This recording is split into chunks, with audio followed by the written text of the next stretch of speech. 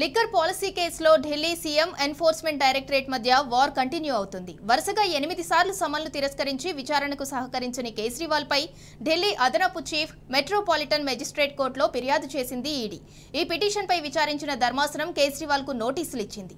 మార్చి 16న ED విచారణకు హాజరు కావాలని ఆదేశాలు జారీ చేసింది.